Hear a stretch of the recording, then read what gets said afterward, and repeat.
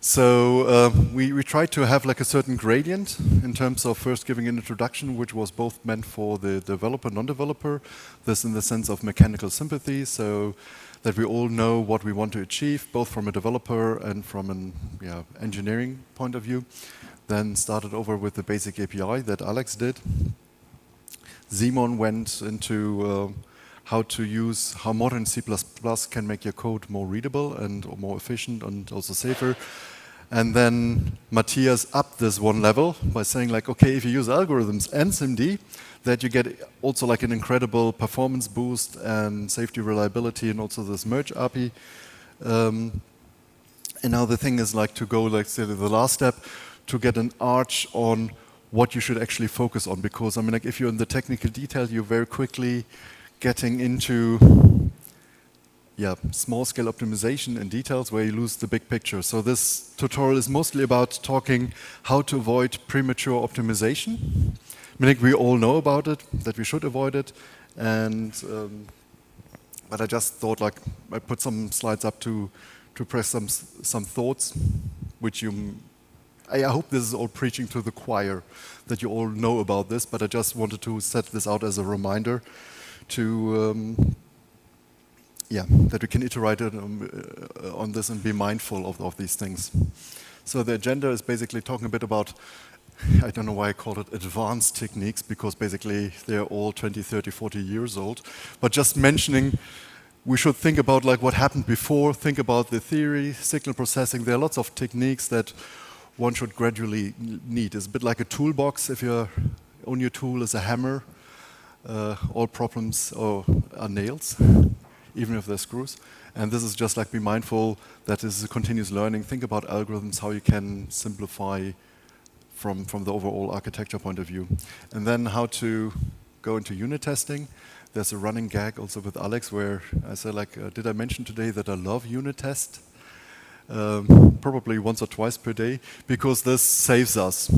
The earlier it breaks, the earlier you test non-compliancy, or if you make a modification in the code, the earlier you know about this, the quicker you can fix it and isolate it. But also there's a building block for improving cybersecurity. And I think this is like one of the next challenges for GNU Radio in order to be reliably used also in industry and critical infrastructure. We have to become tougher, more robust. And yeah, I think unit test is not the only thing, but this is one of the first steps that one has to do. Then talking a bit about benchmarking, I think the material that was compiled by Mattias is way better than what I present. So the ultimate reference on benchmarking would be what Mattias showed. And then the last thing is like how to, like a strategy, how we can go forward with respect to secure coding practices, but on a very high level. So, as a running gag, XKCD, are you premature optimizing or just taking time to do things right? If you look for a flowchart, yes, we are. This is like from Donald Knuth, premature optimization is the root of all evil, because sometimes we think what is important, we spend way too much time on optimizing the small performance in a small part of the code that has not a big significant impact in the overall program. So sometimes I invite you always like step back, think about reflecting what is actually important, look at the big picture and see what are the main bottlenecks, or how could you phrase the problem differently so that you can implement it more efficiently. So try to understand what you want to achieve and then develop the tools, not saying like, I have these tools, how can I make it all the time? I mean, like sometimes it's useful.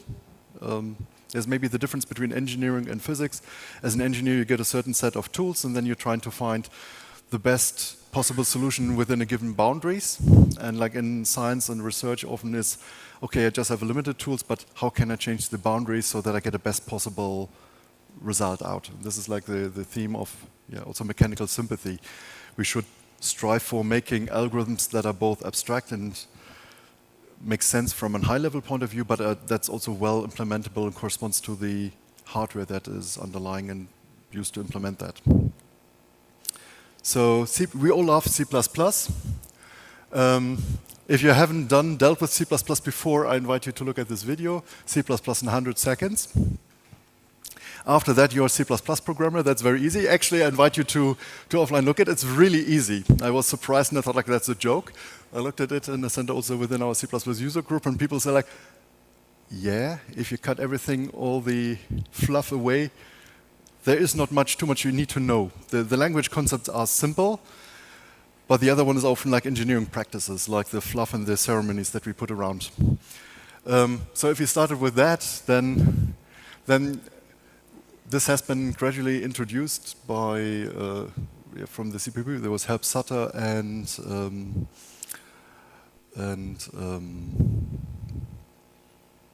Bjarne Strustrup, sorry. Herb Sutter and Bjarne, so the two gods of the C++ standard.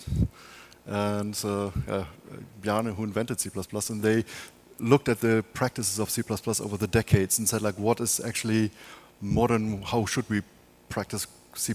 Not in the sense of thou shall not or thou shall, but it's more in the sense of how can you use C++ to make your life easier? And there's some good patterns, and they're described in here.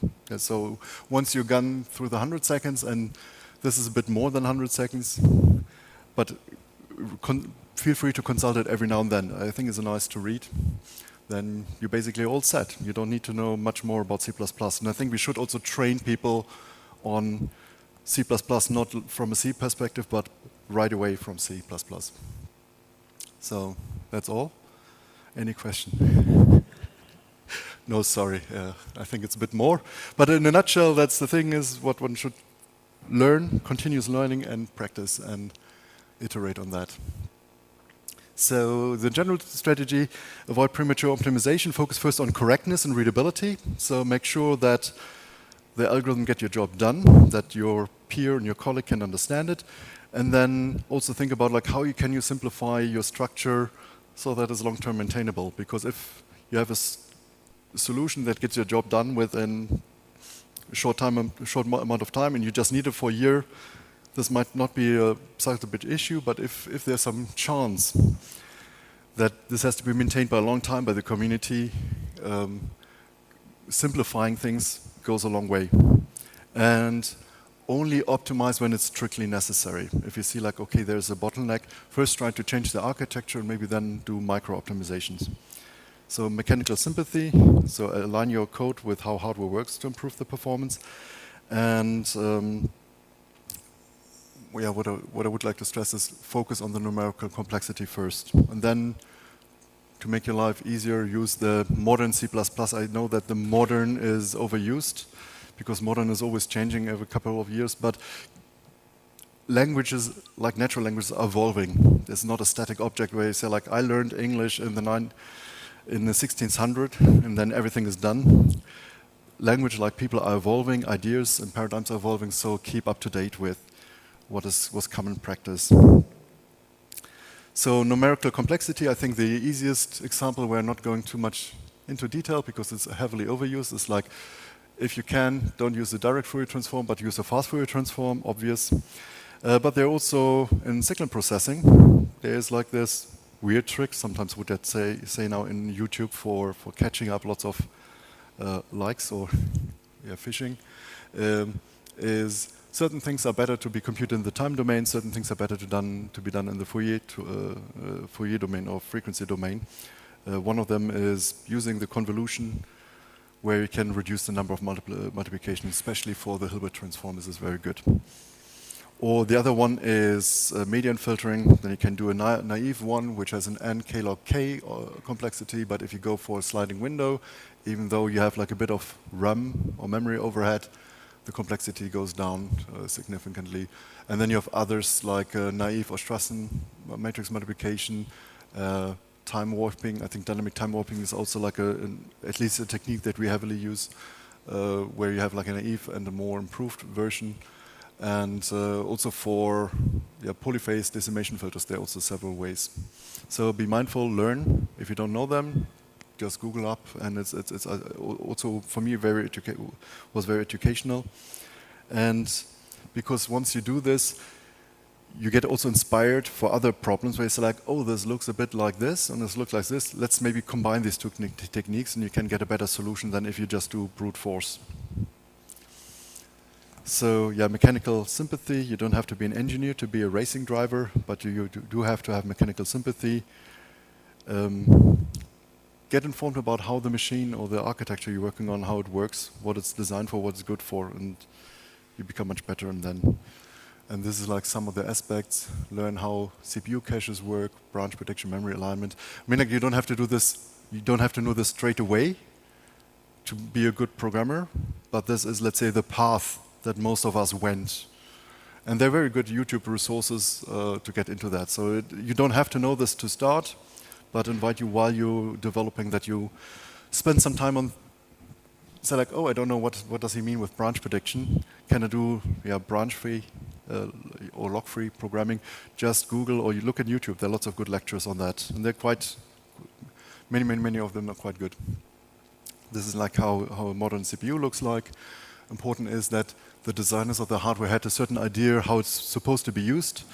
If you write your code which is orthogonal how it was designed, it will still work because they will try to match this impedance mismatch, but you will not get the best performance out. So if you know what the general structure is and you write your algorithm accordingly, then the likeliness that both ideas from the hardware design and the software design match is better and you get a better outcome. That's, for example, like with the cache structure. I'm not going into detail, but this is an interesting topic to think about, like how does a computer actually compute? How do data get from main memory to the L3, L2, L1 cache, and then later in the registers? They also out of order execute and then back. There's like a small slides if you want to get an intro with more links to more detailed information. And yeah, just to put into context why this is important, depending on the performance you want to achieve. If you have something that is slow, you don't have to care. But if you go in the realm of where you need a very fast throughput in the order of hundreds of megasamples or gigasamples, then things like context switches or atomic operations become significant, and where you have to start counting instructions. So use modern C++. I think Simon already gave an introduction. Is use algorithms over manual loops, learn a bit about move semantics because this avoids unnecessary copies, and especially for return time optimization, this is maybe a concept for many that people say like, how does it work? Does it actually work? It's useful to get into that, think about it, and then your style will also change, and suddenly we'll see that suddenly the code becomes faster and faster. Yeah, maybe I should have added here the slide const expr everything. Whatever you can compute already during compile time, which doesn't change during runtime, try to make it a compile time expression, because this optimization takes you only once, but then in the runtime you benefit from it and you get much faster code. And yeah, again, C++ core guidelines are your friends. They're not rules. I mean, like, they're not rules they say you must, but there's like recommendations and good best practices, basically. Yeah, leverage the power of modern C++, wide expressive, maintainable code. And before you start doing optimizing, you should develop a certain trust into the compiler, because the compiler has a much larger scope and complexity it can optimize than humans can. Maybe in the early 90s, I'm a victim of myself. In the early 90s, I thought I was one of those guys. Now I know better how to write code. I tell the compiler, do this and exactly this, and if the compiler didn't do this, I started writing assembler code. I stopped that in the 2004, 2006 area, because then I realized that the compilers can generate faster, more efficient code than I could do within 3 months, and the compiler did it in 6 minutes. As always, like with lawyers, it depends. There are exceptions, but trust that the guys who build compilers and the standard libraries, they know what they're doing, because they're dedicated on that for decades of their life. Yeah, treat C or C++ like any modern language. It's not a fixed, unchanging construct. This involves, as more meta, continuous learning, listening to other people, and reading and practicing. It's like with any sports. You can think I'm the fastest 100-meter runners, but unless you do it, even to like an amateur level, you will not get better. So try some projects either with GNU Radio 4 or even like some just coding exercise. that helps you to become better. And for example, manual loop, we all know how to write a manual loop, it's obvious. But if you do this with an SDE algorithm, it's shorter. You don't have to read everything. I mean, in this example, you might think, oh, come on, this is just like 4 lines of code. I can understand this. But if the loop becomes larger and larger and larger, it's difficult to see what the intent is. And if you write it with a std accumulate, for example, the intent is more clear also from the compiler point of view, and the compiler can do a better optimization. I think that's most of the structures which I'm showing now is if you express your intent clearly, it helps not other people to read your code better, but it helps also the compiler to pick up on those cues and optimize much better. Pushback, this is an example. You can say like either you do like a manual copy, or you just say like, let's do a std copy. Many people think like, now this or the other version is faster. In the end, just benchmark. If you look at these different examples here with the pushback and here with the copy, you can see that for the classical loop, even though you have a fairly like a one optimization, it generates lots of assembler code. Please don't take this that each instruction takes like 1 clock cycle. Some of them are overlapping. Mattias showed it a bit in his more detailed view. But putting small code snippets in compiler explorers gives you already an idea how complex it is from a compiler to generate a function that executes this code, or if you use a standard algorithm, you can see it's much more optimized, even on a very low optimization level. So here the compiler sees the structure and can execute a few lines of assembler, and here it's, I forgot, 100, 150 instructions, so it's definitely slower if you write it that way.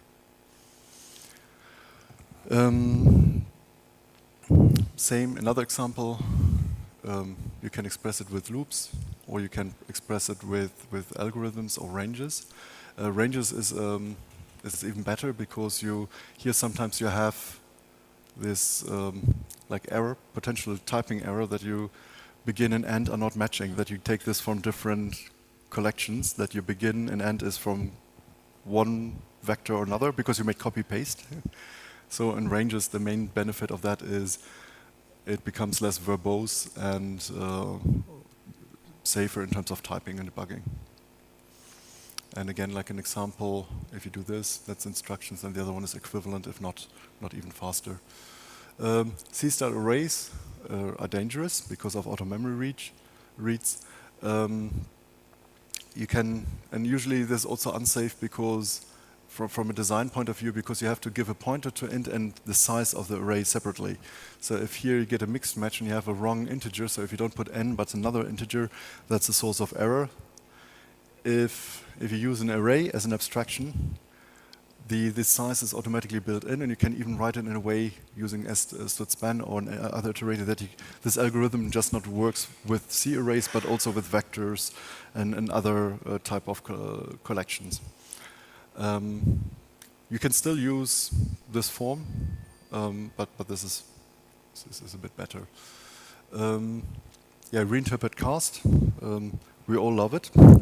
We're often used to it, but in many cases it's often UB, not in this case. But there are new language features like bitcast, which are way more expressive to express if you want to, for example, just have a different representation than going back without manipulating it. But reinterpret cast, many of the uses that we have it, type punning, and it's often UB. So that's the same code before, after. UB case, for example, this is like this famous Quake 3 inverse square root example. Looks nice, looks very efficient, it's like a micro-optimization, but ultimately it's unsafe. I think I put also a link on why it's unsafe, because the compiler is allowed to do out-of-order executions, and then some of your constraints in your assumption that you put into the code are not valid anymore from a compiler point of view, because the big reason why many of the structures are UB is because we, as humans, think about like, okay, the compiler does first this, then this, then this, and then this, and this. But if there's no constraint, the compiler is free to order it in any put it in any order where it thinks it's most efficient. So the ordering of how you write code is not preserved. Since this is already since a couple of years, but this becomes more and more prevalent because we have more const expert evaluations and more optimized compilers.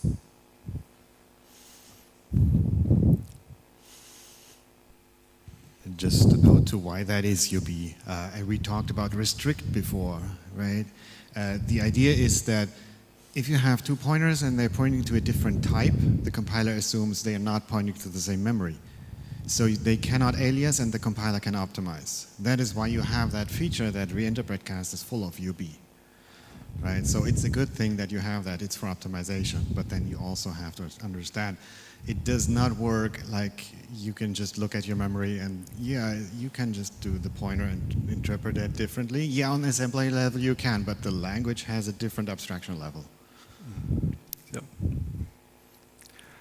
Yeah, and also Mattias, maybe you can explain, Eric, why this double circular buffer is UB, but please afterwards. I guess it's a longer discussion because I couldn't make that argument.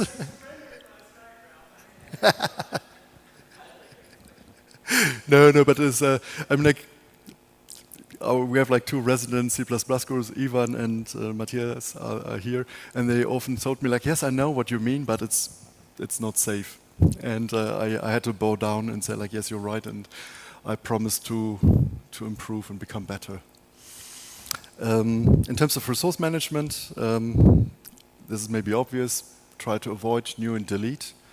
The resource allocation is RAI, is basically the name of the game, which is much safer. And if you still need pointers, for example, wrapping some C-style array which you get from a library, rather use like a unique pointer.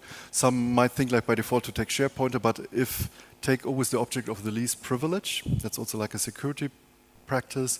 Start with unique pointer and only use a shared pointer when it's absolutely necessary. And the code will generate the same or faster, and you're happy.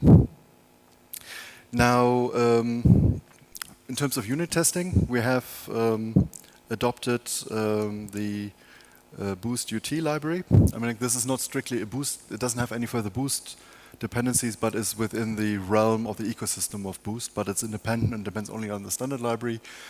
It's a C++ micro-unit testing framework.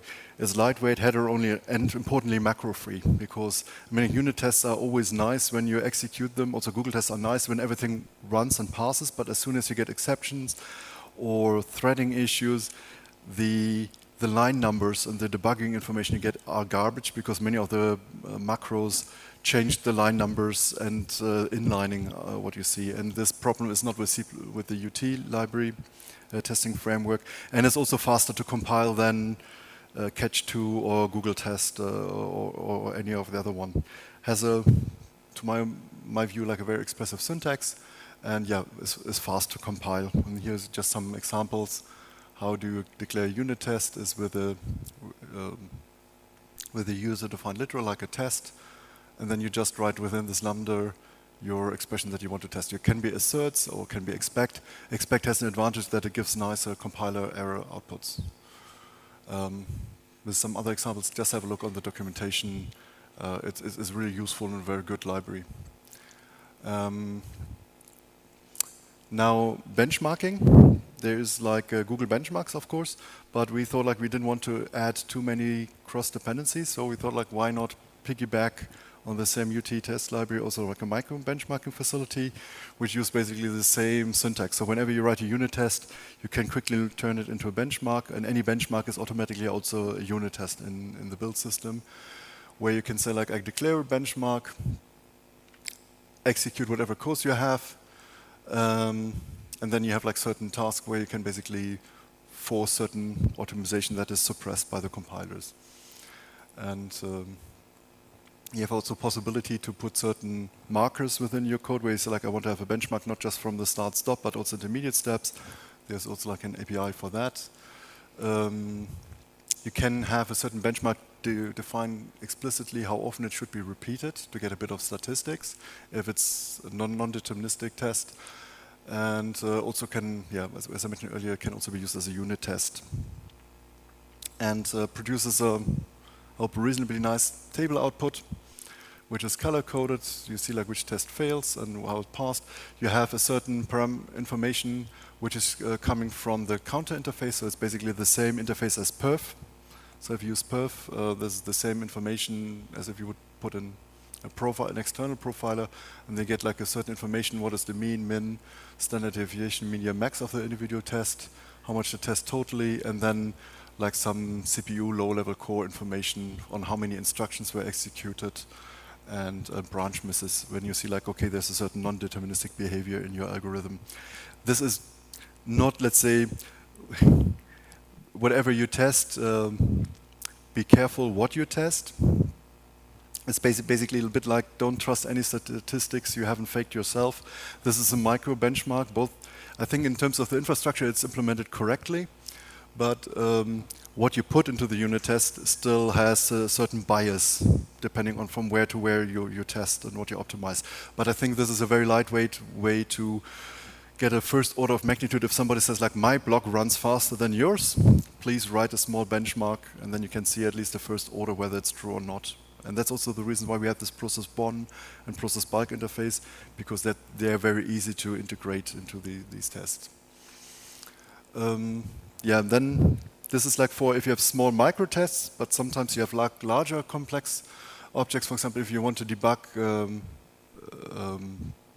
the scheduler itself, I mean, you could in theory instrument every block and add like a profiler and select please emit some message to some queues.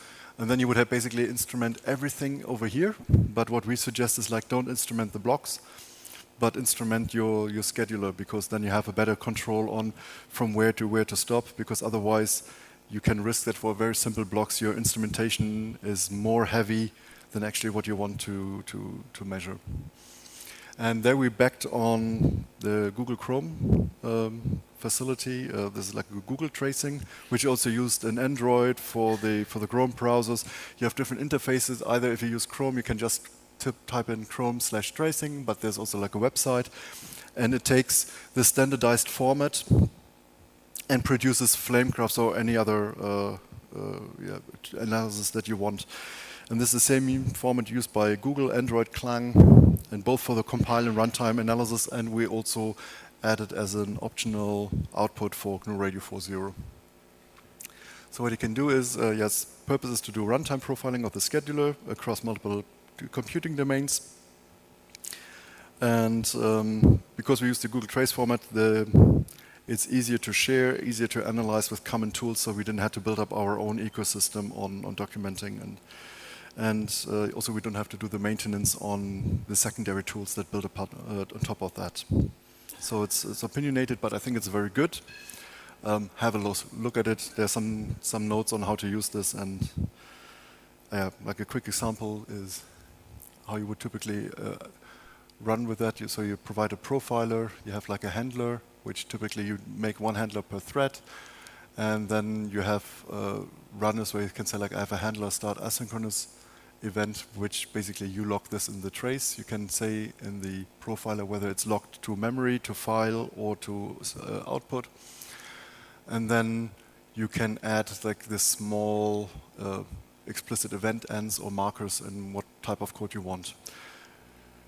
And then you get like similar to the benchmark, like an output where depending on where you place them, different informations on the statistical distributions, also the cache misses and so on. And here you see a comparison between if there's a default profiler, which goes to memory, and then you can read out afterwards, the null profiler, no profiler, and the overhead in this example, which is very tight loop, is reasonably minimal. So this is normally this, yeah, if you put it out, then it's close to nothing. It's like 14% for a loop that you normally wouldn't instrument like this. So how does it work? You have a thread handler that where you get a handler from the profiler, and then you have the API for measuring a complete event, where you select handler start complete event. Here are the names that are being put into the history buffer. And then either by explicitly calling event finish, you say that's the stop mark, but because it's RAII, if you leave it out, then it basically measures until it runs out of the context. So this is optional. So you say either instrument the whole method, then you just have to add one line. or you say, I just want to have it until this point. And the nice thing is, the handler, you can write it in, but because we have the null implementation, it's compiled away. So that's for debugging, you leave it in, and for production code, you just say, like, provide another profiler implementation, and then you don't pay for what you don't need and use. But it requires a recompile. It's not a runtime decision. Or you could make it a runtime decision, but the ones that we implemented are compile time so that we can guarantee this profiling adds no overhead. Then you can do a similar API for asynchronous events and also for instant events when you just select, I want to log here. By the way, I mean, for profiling, this actually makes a lot of sense to compile it out, but this also belongs in the category of do not do premature optimization. When I was doing the logging framework, I was optimizing for, like, can I compile out the whole thing? So I needed to have, like, macros, because I can if-def them away, right? Don't do that. Like, if you do something in a hot loop, then the single branch that you're not taking, not a single time, your pipeline will be happy about that bubble state. Fair, don't worry.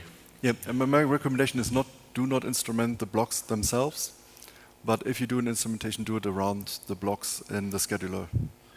Because then it's also as if somebody says, like, I don't like your scheduler, they can just exchange it with something else. Counter. So these are like the meta information if you want to, for example, monitor buffers or something like this. Genau. Excuse me, Ralph. Is there in the schedulers that we currently have, is there conditionally enableable? Yes. Yeah. Okay. This is this example is from the present scheduler. Thanks. So it's the output where you can say, like, the base in it, then you have a base none, which is the major loop, and then you have different subparts, different functions running on different threads that are executed. This is thread safe. Make the code. I don't want to go into code data because it's just like 1,000 lines of code. The main thing is we use the same circular buffer technology that we use for the buffers, write down these events in there, and then at the end you read it out. And it's basically the main work is generate this JSON file that is readable by Google Trace, but the format is very simple. But we thought it is useful because it's also used in other parts.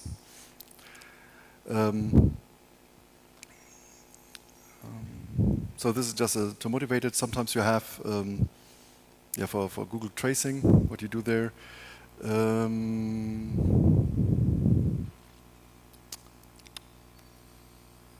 I think this is, okay, there's a block signature. I have to, okay, this maybe, do I need this?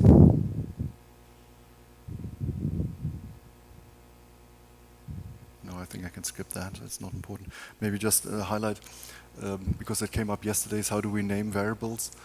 Normally the names are directly derived from compile time, how you spell them out here. But if you say, like, I don't like them and I want to have some Chinese characters or UTF or snowmans, then you can give also alternate names and annotate them both in what the type is, what the name is that should be shown in the UI. Then you can also add your documentation automatically, where you say, like, what is the intention of this variable name? So this is basically a replacement with Doxygen. And for microcontrollers, you can say, like, please throw away, this compiles away to nothing, and then it will be just a std string of the name. But this is like inbuilt, but wrong topic. One of the pain points, and that you all probably all recognized and aware, is the compile time of GNU Radio 4. Initially, we had like one block which compiled maybe in 1 or 2 minutes. That's fine. Now we're heading over to a block library of 600 blocks, so having 600 times 2 minutes becomes painful. Or you can just select, if you're paid anyway, you can tell your boss, okay, I have to slack off, sorry, my computer is too slow, and I need some break time to drink a coffee. So that's a legitimate reason to slack off. I tried that, and my boss started to ask Alex, can you buy Ralph a faster computer, because maybe I wasn't working enough.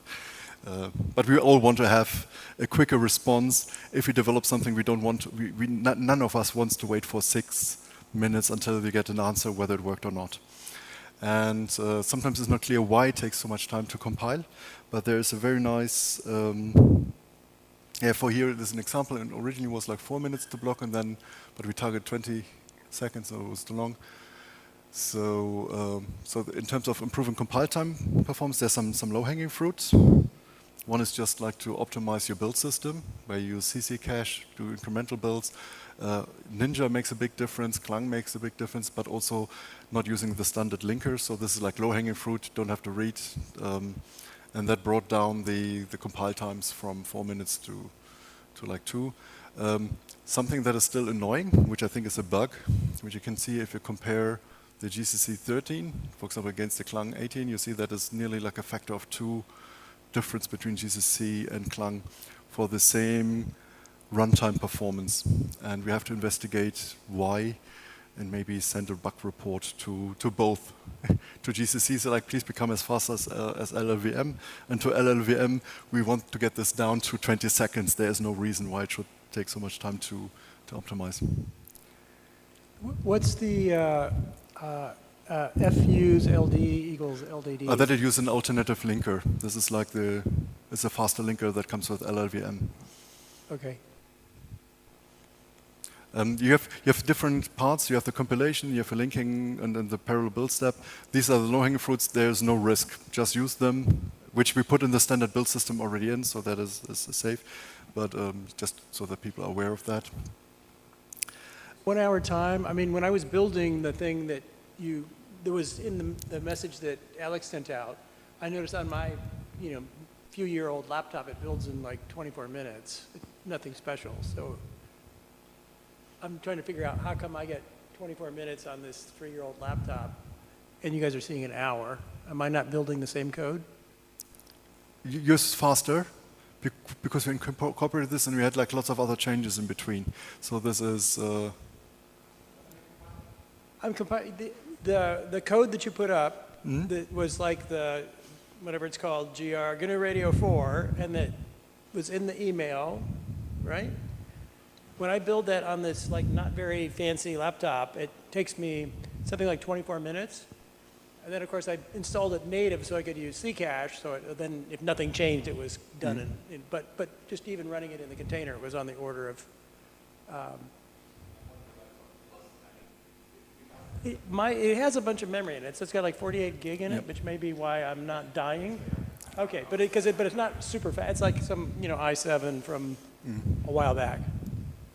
I think one of the issues you mentioned, like memory, is a critical thing. Some people say like, oh, let's use all the cores.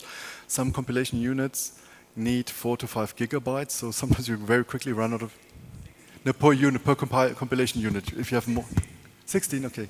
So part of that bottleneck is in the permutation it has to compute because of the recursive stud variant use in PMT. We have to find a solution. Like any help is appreciated. I just wanted to show like how to identify this problem, because people say like, this is just a hearsay. You have to, the proof is in the pudding. I can at least show how we've identified that this is the problem. So I compiled on a VM. I gave the VM 12 gigabytes of RAM, which I think is already more than an average PC that runs GNU Radio.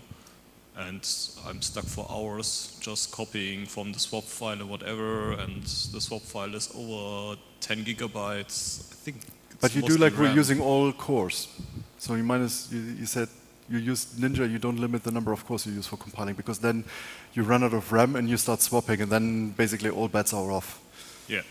Don't try to do this -J64 unless you have 256 gigabyte. You will shoot yourself in the foot. That's the beauty of C++. It's the fastest language out there, but you also get those foot guns where you can very quickly harm yourself. So try it with a single core or 2 cores, see whether it sticks below your RAM. Because the GCC doesn't give you a warning, or the Clang doesn't give you a warning when it hits this limit.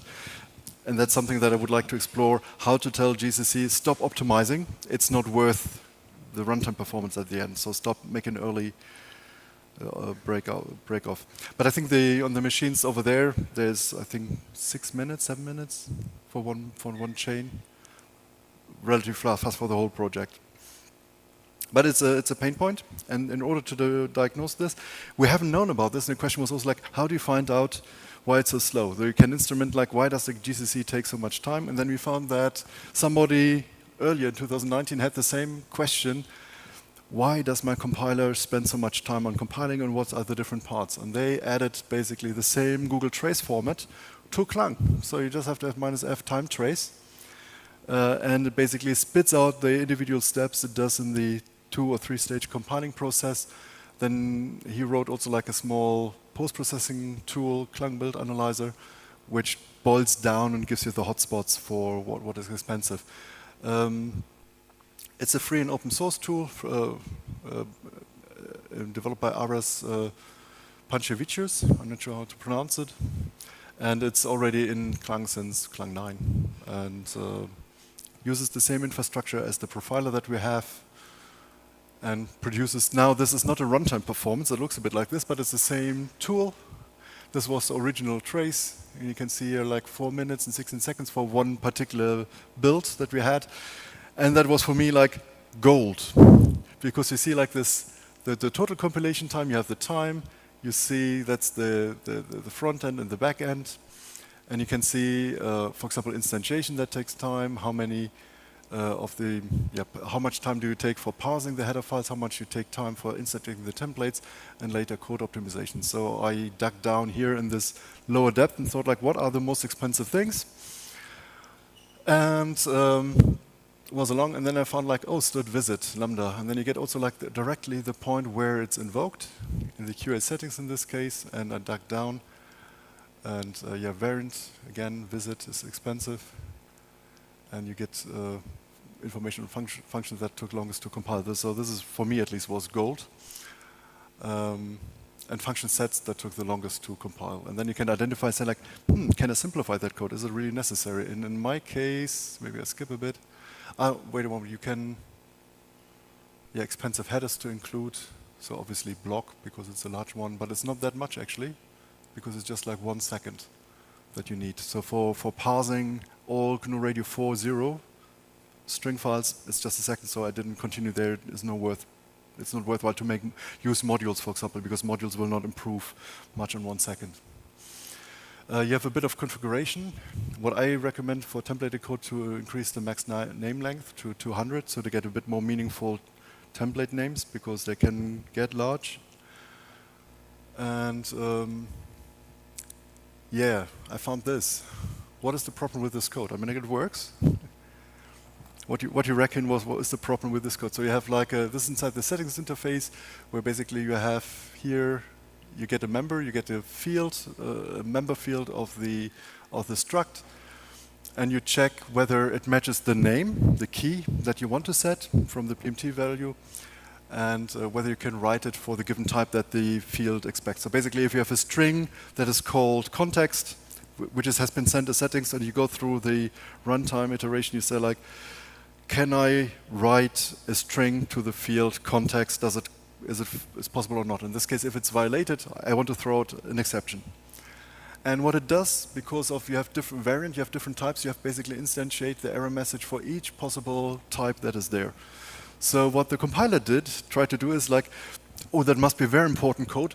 I want to produce with the FMT format the best possible string generation that there is for each of the error message that I have. So if I have an exception that it will not last 10 milliseconds, but only a few hundred microseconds, it's like, thank you for your effort.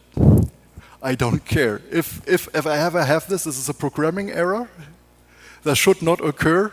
I don't care whether it's 100 microseconds or milliseconds or even a second. I mean, even this error, if this will have to force to crash the program anyway. So I said like, let's try to outsmart the compiler a bit and say like, okay, let's simplify this so that it doesn't try to make a fancy printout, but just one that is enough to diagnose and say like, okay, here's the problem. And that got from, you saw before, 4 minutes.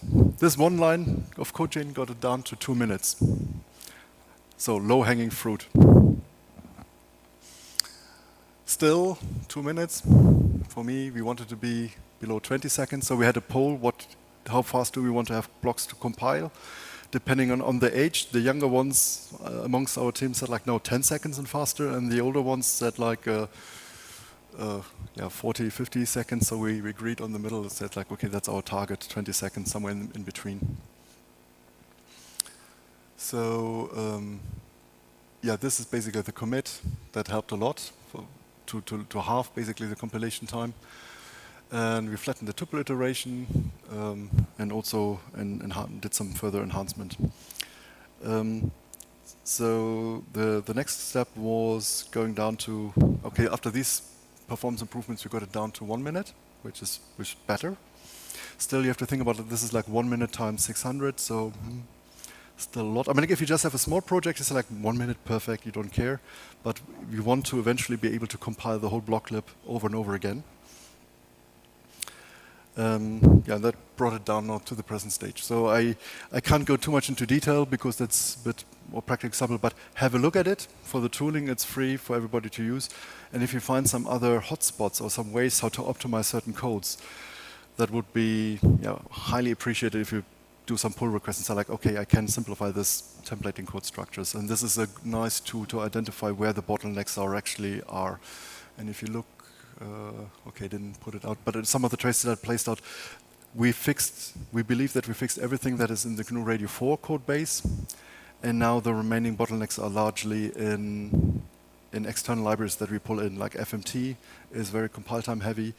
Unfortunately, also the PMT is compile time heavy, not because it's well designed, but the thing is the recursive variant has a certain O2, O3, O4 complexity, and we have to think about like how can we break it down that at a certain recursion depth that it breaks off and just say like please provide some runtime code with a simple runtime for loop. Now the nice thing format, there's also, once I dig a bit deeper, once I start playing around with Clang, there is an X-ray toolkit, like X-ray instrument. This has the same features, but it's basically a runtime performance analyzer, which produces again the same JSON output format, which you can also use for profiling and then do your flame charts. I know there are other tools out there, but the nice thing about this, streamline integration, same format. You can always use the Google Trace format, and that's also easy to transmit between people and to compare. Okay, this is like an example. I put also on the website some demo files where you can play with, which are a bit more detailed, like Mattias did, where you can try out and see the pros cons when you enable certain parts of the code and disable. Yeah. It's on the Indico side. Now to the last part, which I think is a topic that I would like to address. This is more like an open discussion. There have been recently an increased discussion about cybersecurity, IT. There was a White House release in terms of what type of software requirements are put onto software that is used in critical infrastructure, and also guidelines that should be followed. In the US, it's the White House white paper together with the NSA.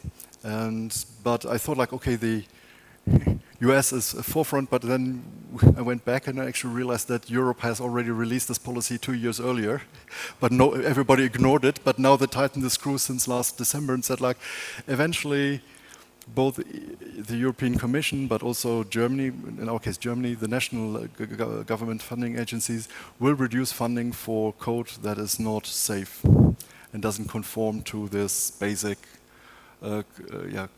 cybersecurity acts.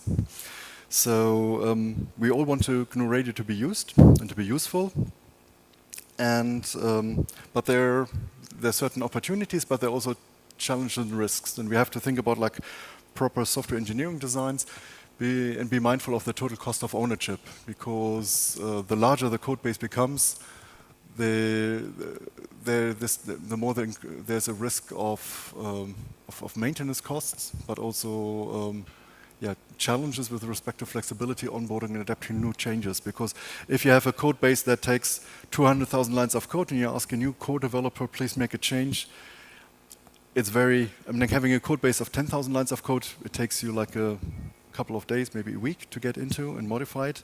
If you have a code base that is 100,000, it's close to the limit that a single developer can't handle this anymore. And if it's too large, people will just swim on top and just to be able to do patchwork. And I think for GNU Radio 4, it's important that we focus on what has to be actually in the code, in the core, keep it clean, lean, and both from a maintenance point of view, so to ease the core developers' burden, but also that helps to make the code safer, because if you have a large code base, you accumulate technical debt, and you will unavoidably accumulate non-compliances. And that basically means that in the end you have a code base where it's not yet strictly enforced, but where government agencies rightfully, I think, will enforce it like, okay, we can't sponsor projects that don't have basic cybersecurity hygiene factors built in. And yeah, we should address that. And I think one of the possible mitigation strategies open for discussion is that we have to focus continuously on writing lean and clean code. Clean, not necessarily capitalized version, but clean in the sense of just the minimum that is absolutely needed. Follow open standards, that in particular if they already comply with certain securities. Not being shy on continuously iterating on the implementation and modifying it. That's the reason why we now try to nail down with GNU Radio 4 first a good user level API, where we think the user level API is okay, but then the other ones we should still work on the specific implementation to make sure that that it's rock solid. And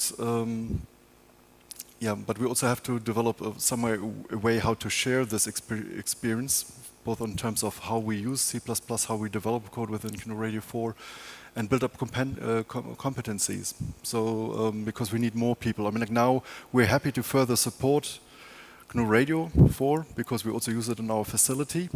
But GNU Radio is a community project, so it can't be if there's a critical bug, we can't be always there to immediately do a 24/7 hour fix. So there need to be more volunteers, but also I think other partners that invest into the same ecosystem that have also like an operational stake into using it to help each others out. I'm like, we're happy to continue contributing it, but I feel we cannot and we should not be the only ones. GNU Radio is not fair. We use fair, we want to contribute, but we have to widen, strengthen the community. And this, yeah, bus factor is important. So what did we do in GNU Radio 4? What are the thumb screws and the torturing implements that we put up? I hope is basically we added a lot of warnings. And these warnings are basically, let's say, the minimum reasonable set, which prevent most of the insecure coding habits. And depending on GCC or Clang, if you violate one of these warnings, they give you already, that's another reason to use GCC 14 or Clang 18, like a newer compiler, because the error message that you get during compile time are much more cleaner, nicer to understand. So if you see a warning, don't take it lightly and say like, come on, ignore it. This creates obfuscation. If you see a warning, fix it, because if it's in a larger project, you get the same warning hundreds of times, and eventually the compiler output will actually suppress some critical warnings which are in the realm of between warning and actually a bug. So let's keep all our code base clean, follow these warnings, because eventually we want to be able to move also to a strict any warning is an error, so any warning will cause the CI pipeline to fail, to make sure that we never accumulate too much technical debt or errors.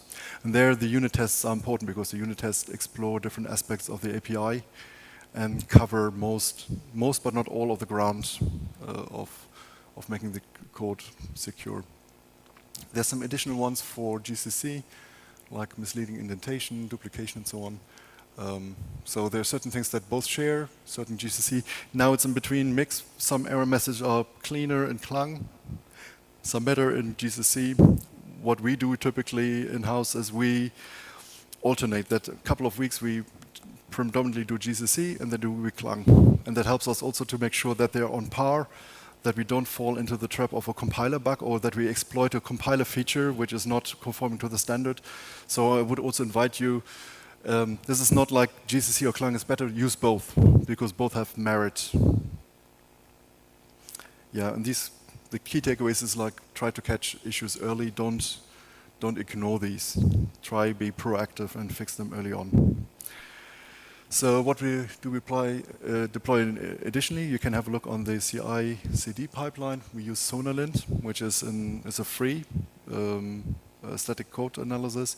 Clang Tidy and CPP check also well, but we found that Sonalint combines a lot of other checks, and they're also well integrated into GitHub, so you get a more meaningful explanation also why the code is bad. So if you use it, your IDE integration, it says like, that's fishy, and that's always it's a good place when it's not like your code is bad.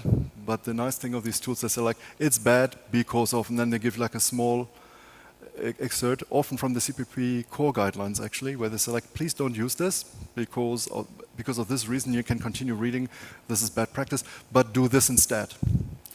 Some compilers like Rust, they have it immediately as a compiler output, and also GCC and Clang do this as well. But these linters go one step further. They can also look at larger structures where you have unsafe or not so clean coding habits. And we provided default definitions for these. This is for compile time. Then during runtime, there are certain things that you can't catch during compile time, like if you have a dynamic structure out of bounds reach. And for this, there are compiler flags for the address sanitizer, the undefined behavior sanitizer, and thread sanitizers. The address sanitizer basically detects memory errors like buffer overflows or use after free. This is like how you can use it in a standalone context. The same for the thread sanitizers. Be careful. This is one of the reasons why the compile time goes up, because they heavily instrument the standard library code and put like wrappers around certain functions and enable debugging informations, and that explodes the combinatorics. That's one of the reasons why the compile time is long. But you can disable them if you say like, I really don't care, but I would, for production build, when you push it to GitHub, switch them back on, make a check on your local machine, because these check problems earlier. And latest in the CI will fail if you don't have them enabled and there's an underlying bug. Yeah, and in the undefined behavior sanitizers, there are a lot of structures that already detects that you shouldn't do. And they're also continuously updated, so they improve over time. So this is for us a very useful tool. Once you passed all of these, it doesn't mean that your code is error-free, but there was a talk by Herb Sutter, how to make C++ safer, and he showed that with many of these things, that 90% of the CVEs that are reported can be eliminated. It doesn't mean that everything is error-free, but the last 10% are often bugs that are not language-specific, but algorithm and implementation-specific, where the user is responsible for example, how you handle passwords, hashing, and this type of things. But that's basically the easiest hygiene factors that we should follow. Ralph, just a question. Can you just flip back one? I can see the static analysis all the time, but when do you run the runtime? Do you run the runtime analysis, which has some overhead, right? I'm trying to understand, when do you use the runtime analysis? Because what I thought I heard you say is there's a consequence to performance if I turn these all on. For the thread sanitizers particularly. For the address sanitizers, you add a bit of if-else. There's like, in most cases, the overhead is like 5–10%. What we do is we enable the address sanitizers and the UB sanitizers because they're fairly cheap, and then run the whole unit test suite and the profilers and the benchmarks with that. I know the benchmarks is not the fastest that you could have in the production use, but at least we know that under a reasonable use of our API, that within this run that is tested, it's done. What we want to do as well, which is not, it's more an accounting issue, but we want to also deploy more code coverage. Code coverage, there's like two ways how to do code coverage, just like to stupidly walk every if-else branch just to have everything green. The idea is we want to make meaningful unit tests, not to get the code coverage up, but as a meta information, code coverage is a good indication on which part of the code is actually being executed or being used at all, and if it's not, then it's a candidate, remove it. Or write a unit test that makes a meaningful use of that case. It's not always trivial, because especially for hardware, certain hardware failures is hard to simulate or to test in unit tests, but if we can reach a code coverage of, let's say, 90% for non-hardware blocks, or 95%, then that would be a good goal, and then means that we more confidently can say we're safe. And that's also part of the security audits. If you want to ever start a security audits, The steps are, what are our dependencies? Are they audited? What is our code base? How do we test it? How do we ensure that how do we deal with CVEs and how do we mitigate it? And these strategies, outlining and specifying them is part of, not the only step, but the first step.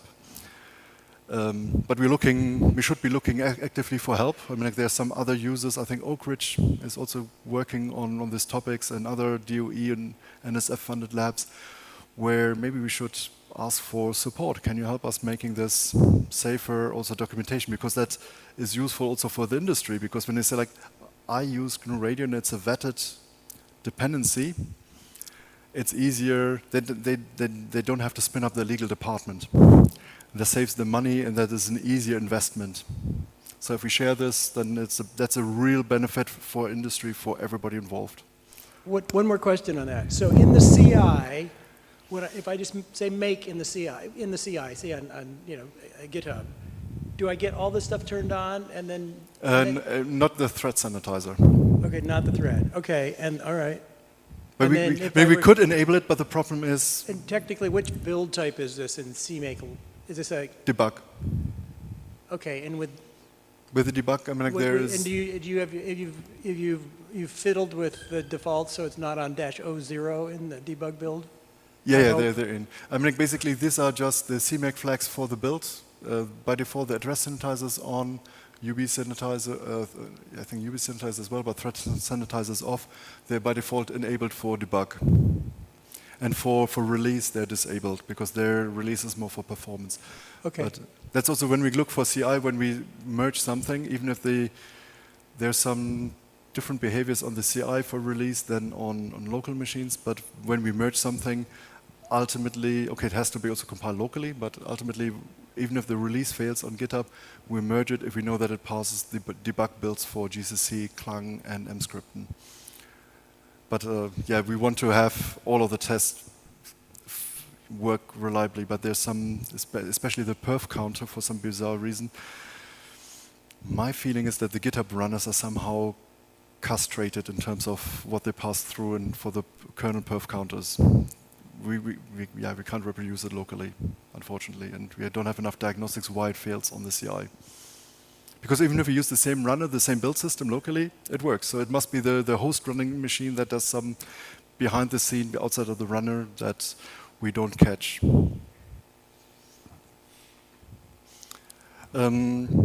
Yeah, secure coding practice.